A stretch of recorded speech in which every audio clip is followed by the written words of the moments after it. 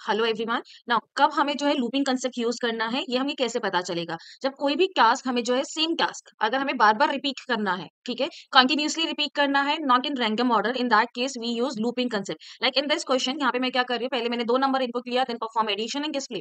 Again मैंने दोबारा से वही स्टेप किया, then perform addition and display, then again वही स्टेप में परफॉर्म कर रही हूँ, राइट? सो जब एक ही टास्क हम बार बार कंटिन्यूस ऑर्डर में जो है परफॉर्म अगर हमें करना होता है, तो rather then writing down in a sequential order हम क्या करते हैं, हम यूज करते हैं concept of loop, right? For example अगर हम इसी क्लास को जो है अगर हम नॉर्मल करें तो किस तरह से लिखा जाएगा? पहले हम यहाँ पे num1 की वैल्यू रीड कर रहे हैं,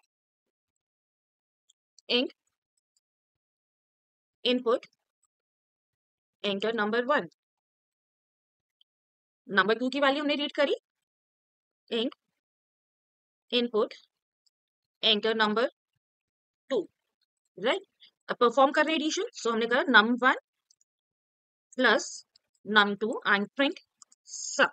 तो ये तो हमारा हो गया फर्स्ट टास्क, ठीक है, जहां पे हमने क्या करा, फर्स्ट टाइम जो है इनपुट करें, दोबारा से हमें सेम टास्क रिपीट करना है। तो अगर हम लूपिंग कंसेप्ट नहीं यूज करेंगे तो हमें क्या करना पड़ेगा, यही सेम स्टेप्स को हमें 3 बार लिखना पड़ेगा, बिकॉज हम 3 बार क्या कर रहे हैं, सेम स्टेप को क्या कर रहे हैं, यूज कर रहे हैं, सेम टास्क में परफॉर्म कर रहे हैं। तो यही 4 स्टेप को हमें 3 बार लिखना पड़ेगा। एंड देन लास्ट में हम क्या लिख देंगे, print looping loop concept, right?